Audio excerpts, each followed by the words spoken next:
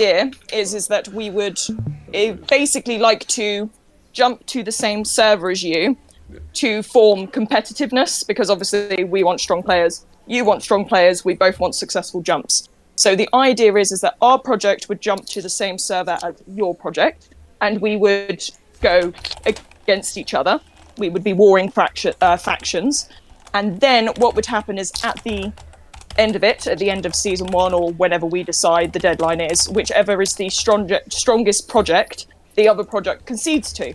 So you will end up with a super strong alliance full of super active players who have really enjoyed the first season. We all join together at the end. Whoever's got the strongest alliance, the strongest project, we all then sort of concede and we all work together from there.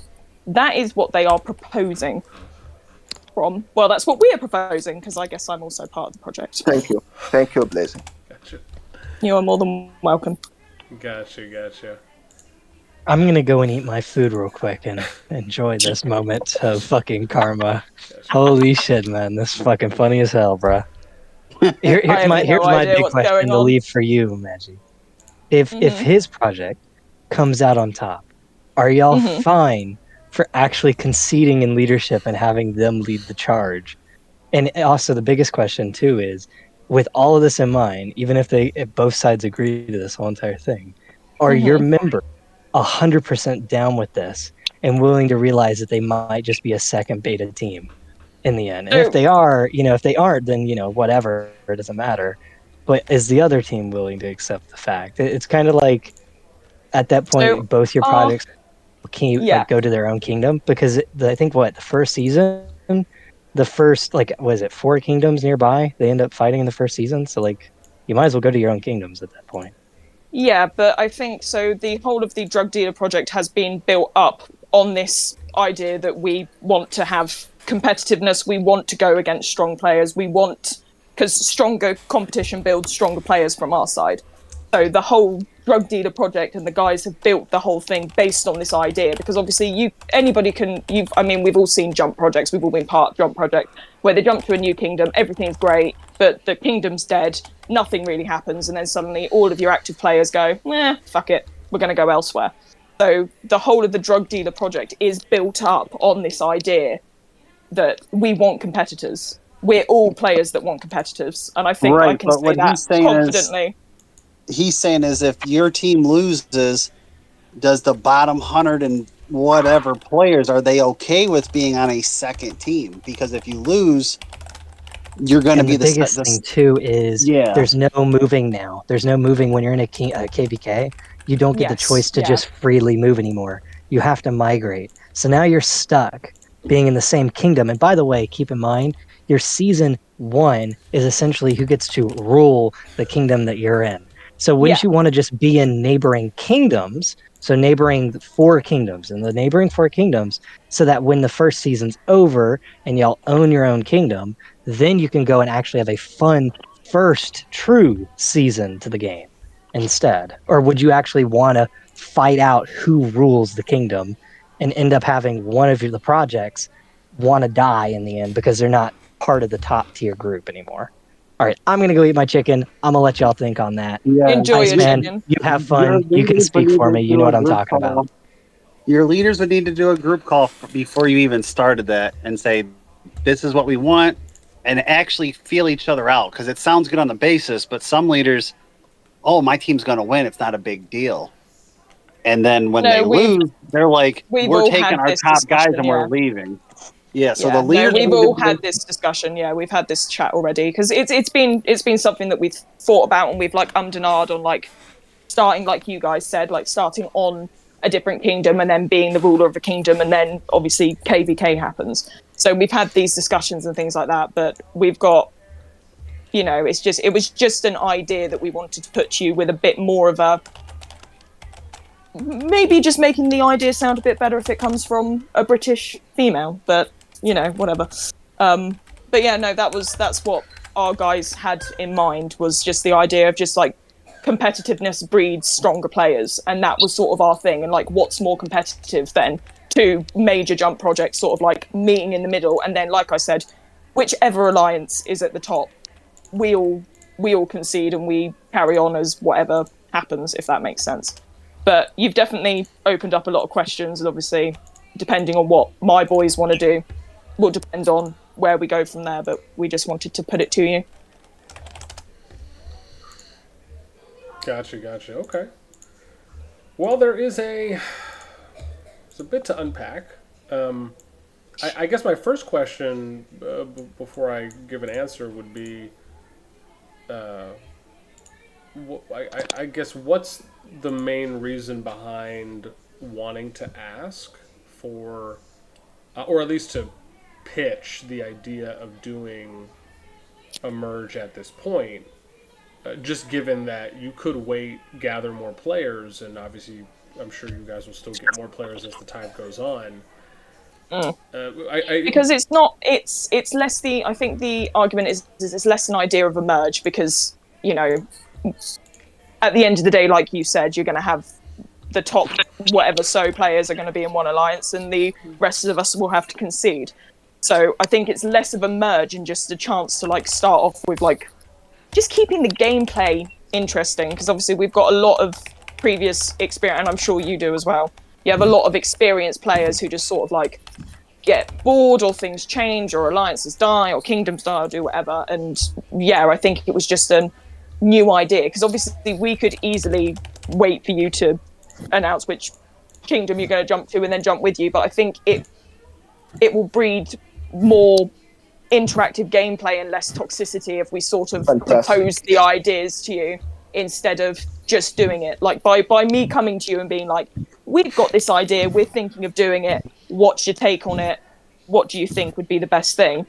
We've sort of left it open so that if you then turn around to us and go, no, it's a really, really shit idea, we'll be like, right, okay, well, that's that then. But at the same time, you might go, okay, no, let's think about it, let's have a conversation. It just limits the toxicity, because if we all go into this knowing that at the end there is going to be a winner, and there is going to be a situation where you're going to have players who, top alliance or whatever, it just breeds a lot more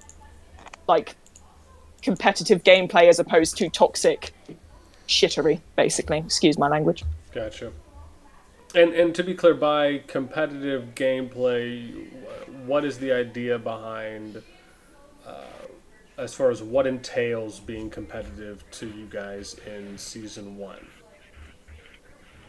Just having a server full of really, really strong active players, whether they're in our alliance or in your alliance, it just gives more, because you sort of go, right, okay, I really want to do this because blah blah blah blah blah. The game's all about that. It's about topping the top of the leaderboards. It's about doing all of this kind of stuff.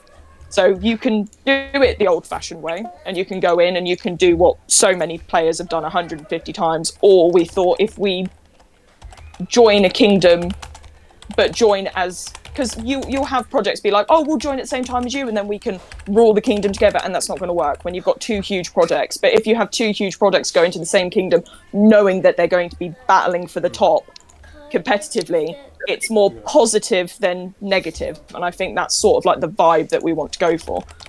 Because like I said, we could easily just be like, right, no, fuck it, we're jumping to the same server, we're going to, do whatever. But at least this way, everybody sort of knows that the end game is going to be X or Z, and if you don't like it, then don't do it, don't be involved. But if you do like it, it'll be great, because it'll be great fun to just sort of be with other players that just want to play the game and just win and battle off each other and stuff like that. It just makes the events a lot more interesting, I think, personally. Exactly. Gotcha. Once again, though, I mean, respectfully, you haven't answered my question, which, and let me re-clarify if I may. Mm-hmm. When you refer to that there would be two projects going to one kingdom, and from your position, your group's position, feeling that it would make it more competitive, I think you had used words like whoever wins at some point would basically be the group that ends up being the one that the other kind of assimilates into, or assimilates with, but into is with them as the lead. What I'm asking is, what does that vision look like as far as what competitions are going to have? Are we talking free-for-all fighting? Are we talking fighting it out normally in regular zones, waiting to Zone 3 and fighting it out, and whoever wins there? I guess, what does that image and what does that competitive vision look like in all aspects coming from your side? Very good question. Fighting normally, boss nasty. We will fight each other normally. As, you can consider it as an enemies, but we are Yeah. here in this chat because we're gonna confirm to you, whoever wins, all of us will follow the king. Okay, got it. Okay, so basically just standard play from day one, zone one, acting as if each other are basically rogue groups, where it's just anything goes, essentially. Yeah. Okay, gotcha. I mean that's Just a bit more. very simple and very clear. Yeah. Just a little bit more. Yeah. But if we both go into it knowing that is the case, it's just less toxic, and you end up with less stupidity, basically. But it's a war game at the end of the day, so yeah. You can think about it, what's nasty, and give us your feedback. No issue. We will give you time. We will leave you now. Thank you, Blazin, for clearing our vision, and thank you guys for your time. Gotcha. Yeah, I mean, I can give you an answer more or less right now. It doesn't necessarily need to be kind of a long-winded thing, so to speak. But, I think I had mentioned it a little earlier, too, as well. So Back. Sit up for this and get some water real quick so I can not be so parched. Thank you. I know, I'm starting to get to the end of my shift and I need a beer. I got my no pickle sandwich for this fucking conversation. I'm ready, man. I'm ready for this shit. You're ready. So I think there's a few points here. One is, when you are taking two, and I think I had mentioned this to Coke earlier, is when he came in before. When you have two projects that are going into the same kingdom, it can be very difficult at times to whoever comes out on top to really kind of truly integrate and truly assimilate into the other. I've seen a number of projects across 3 different games now where there's been situations of that happening, and there's been a number of times where people will just leave. Like they'll just migrate out, or they just won't play, or some people will just end up, feeling kind of salty about what happened, and they might just go rogue and kind of causing problems for the other project. So it's more likely in those kinds of situations that things will typically go more wrong than they will go right. It's almost kind of just a higher percentage chance to be guaranteed from what I've seen in my experience.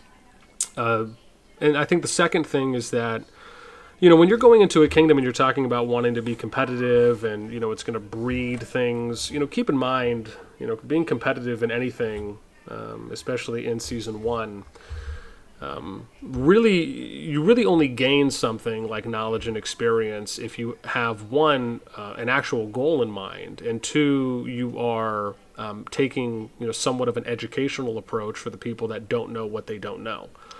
Going out and fighting just to fight is basically meaningless, but if you're going out to fight with a purpose, you've been educated, you've looked at resources, you're testing out things like pairings and artifacts and warpaths, etc., and you actually have, some kind of a starting line, and you have certain tiers, if you will, that you're trying, or benchmarks that you're trying to hit, because you feel confident and comfortable enough to go out and test these things, right? Then you're actually getting something away from it because you're learning, compared to, what most of the time is usually the opposite, where you're going out and you're fighting kind of without a purpose, right? You're just kind of sending your marches out there, where it's like, oh, cool, this guy has marksman, or this guy has mage, and etc. And it's like, oh, I'm just attaching these people on there.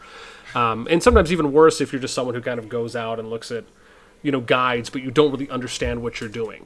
Which oftentimes actually happens a lot more often than we might like to admit, is where you'll have people that'll go out and they'll read guides or they'll watch videos, but they don't really have a true understanding of it, right? Like they don't understand why I'm picking this legion or picking this hero to match with this hero, or why am I going on this talent tree and building it this way, right? So you kind of have like this copy pasta mentality that you often will find when you're kind of getting put into these impulsive wars, if you will. And that often happens when you have two groups that go to the same kingdom. I've seen it happen a number of times. But obviously that falls more on management to improve or to educate and to make sure that they're informing their people appropriately ahead of time. But that still, for me, would be number 2. Number 3, and this is probably the bigger one, is that, when you go in with two projects, typically you're going in with two unique ideals, and you have two groups that, for the most part, before they go into a kingdom, your project probably has a certain aura and certain expectations and standards and goals that you have, just like my project or any other project would. Yes. And anytime, it's almost like taking two extreme levels of religion and trying to merge them, into one, or saying, oh, we're going to assimilate your religion into our religion. And just oftentimes, if not maybe all times, doing something kind of that extreme is just very unlikely that it would be met with zero resistance or little resistance.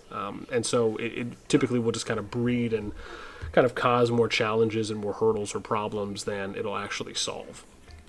This isn't to say that taking two groups and taking them to the same kingdom cannot work. I've seen it work. But it is very much kind of a few and far between. Because kind of as Ice had alluded to, and this is what I was talking to Coke about earlier too as well when Hayes was here, is that, if you're going to go into a kingdom with two projects and you really want the kingdom to have a high percentage chance of succeeding, and you want to do something like that where you're just going to say, hey, we're just going to be competitive off the rip, the way that you get a higher percentage level of success out of that is by sitting down with the management teams from those projects and going line by line to see what exactly do we want to do here, right? So how do we want to manage Kill Event? How are we going to manage PvE kingdom-wide? How are we going to handle diplomacy? How are we going to handle KVK matchmaking? How are we going to handle doing community events? How are we going to handle internal affairs? Who's going to manage the kingdom? Who's going to give out rules? All of these things you basically would have to sit down and do a line item by line item conversation with the project leads and management. And if you can get to a point where maybe you're at like 90% in agreement on things, then it probably makes more sense if you want to kind of test and try doing something like that. And that's because regardless of who wins and how the dust settles, you at least have more of a common denominator, right? There's more of a baseline that everyone, for the most part, really agrees with. And that's something that you can then go and communicate to your groups ahead of time and say, look, our group and their group really see eye to eye on a lot of things, but we want to try doing this thing going in. And so, like, that really would be your starting point to do something like that. Honestly, it's almost like y'all become basically one project. That's the biggest thing. You're not really two projects. You're one project. If that's the case, you're two alliances under one project. Essentially, that's exactly what he's saying. Is it's all about ideals. When you have two separate ideals, you tend to butt heads. Even in the end, if your ideals are very, very close and very, very in sync, as if you're two separate projects, it's just not going to work. You're always going to. I mean, think about it. If everyone in server 33, when the game officially fucking came out, and everyone in that, even Mephisto, everyone had the same ideals, but everyone had their own way of doing it. But even if we all had the same way of doing it, we're still all separate projects, and we still want our own ways of doing things. We have our own people that we've all set out for certain roles and responsibilities. And no one's going to work together because we're all separate projects in the end. If we were all one project, it probably would have gone all right. That server probably would have ended up all right. But it's not the case. When you have multiple projects jumping in the same place, everyone wants their own thing, their own basic ideal. And when you have two separate ideals, it just doesn't work. You need one project. That's why one project, one kingdom is essentially the only way it can work. Or, multiple alliances, but one project. No, it makes a lot of sense. It's similar in Rogue as well, so it makes a lot of sense. But no, it was just I'm just speaking on behalf of my alliance, obviously, and my project. But it was just an idea that we wanted to put to you. Obviously, you've given us a lot to sort of think about, and at the end of the day, like you said, like your project's going to be your baby, and you're going to want what's best for it. And at the end of the day, we're going to be exactly the same. Like, this project is huge for us. We've all put a lot of time and effort, so it's all well and great now saying in hindsight, but no. I would just say, if you want competition, aim for your season after your kingdom take, essentially. So aim for making a kingdom that's nearby a project of similar, activity.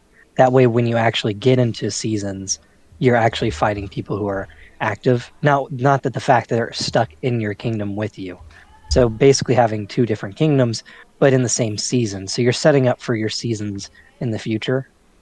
and kind of scouting out other projects in the local area that have, the same amount of activity while you're growing, kind of getting an idea of who you're going to be fighting in the future. That way you can go ahead and start getting talks with those people, because that's how the seasons worked, are all based off of power and activity. Yes, yeah.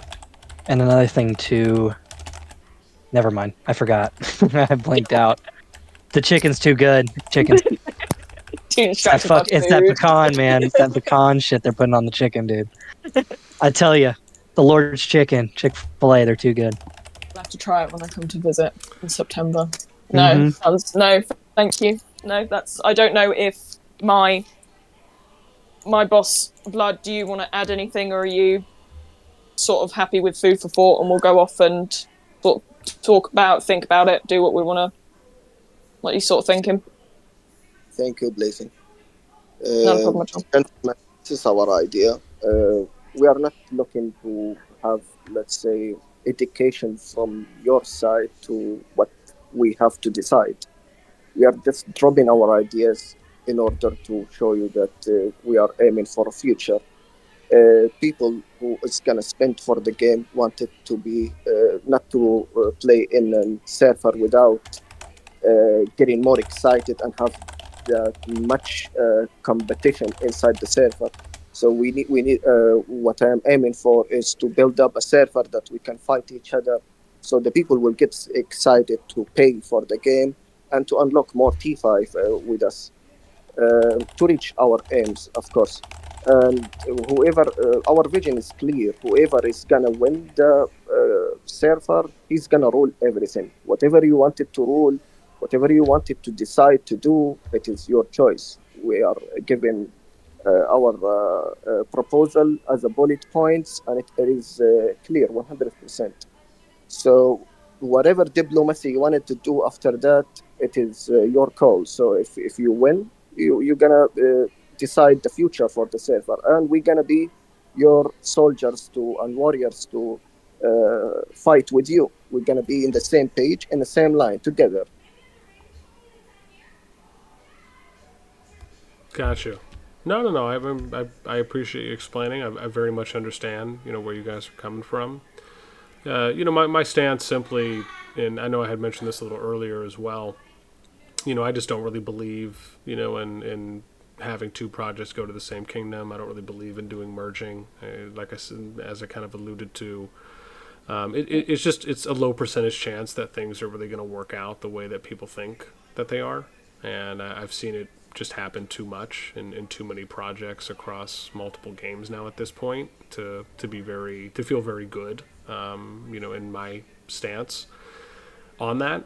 And, I think as Hayes had kind of mentioned before, which was something we had mentioned when you were in here before, Cocaine, is that, and basically as you just said, each project really kind of the main reason on why people, or at least a reason I should say, on why people do projects is because they want to be able to shape and make a kingdom in their image. You want to be able to take what you learned and what you applied in previous projects and what you took away from those and apply it to your own kingdom to try and build something better than where you were, right? Or better than what you did before.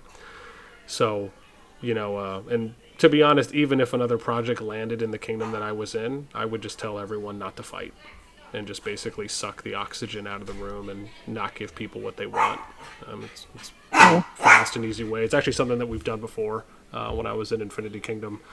There was a project that landed in where was it? Love Infinity Kingdom. Can't remember what the kingdom was, but there was a project that I did there, and there was a group that landed there as well, and we just didn't engage, and they quickly got bored because the whole point of them going there was they wanted to fight.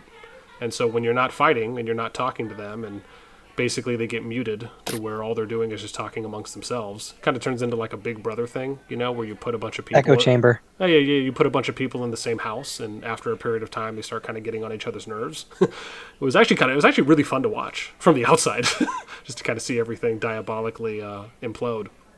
But yeah, it's pretty easy in that regard to not to kind of suck out and remove the oxygen or the wind from people's sails. So, and plus, there's just no point in really kind of doing hardcore fighting in season 1. It just if you're doing things like war games and war or PvP prep, that's a lot different.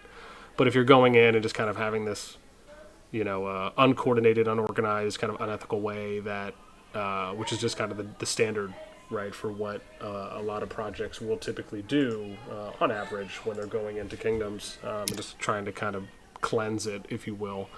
There's just not a lot of takeaways there. There's not really a lot of like experience gained or valuable knowledge gained. It just kind of is almost bullying in that sense. So if you don't give the bully anything to bully over, there's basically no more bullying. So, but yeah.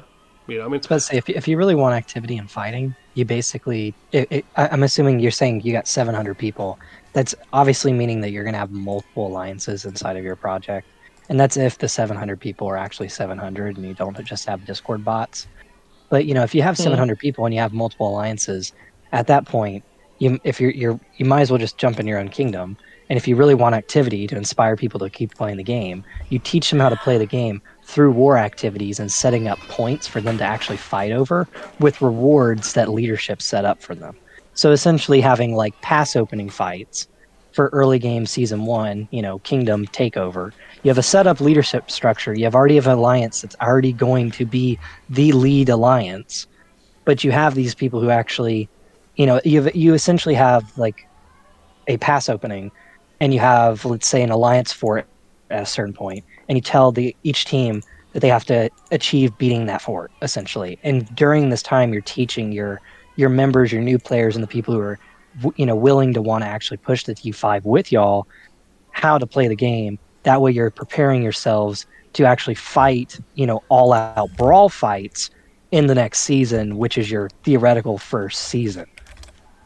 Because you don't really want to, all-out brawl another project that you jump together with into your kingdom and then, expect them to submit. Because, even with an all-out brawl, there's going to be hard feelings. People are going to get upset. Things are going to get miscommunicated if they're separate projects. And, in the end, it's just not going to work out. People are not going to want to submit. If you win, you're going to, your enemy or your project that you're fighting is not going to willingly want to submit. And if you lose, you're probably not going to want to really submit in the end to a team that's absolutely beating the fucking pants off of you and has their way of running things that might not actually in line, with your way. Yeah.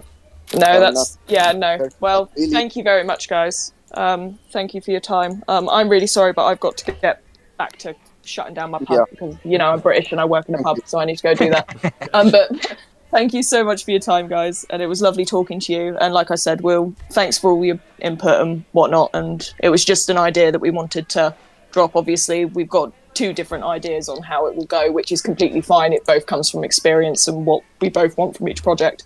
So it's not a problem at all. But we thought we'd put it to you. Obviously, if you have anything else, just drop one of us a message. We're all on here and elsewhere as well. So, but 100%. No, thank you so much, guys. And we'll probably meet you soon or chat with you soon. Cheers. Later, Magic. No worries. No worries, darlings. Thank you very much.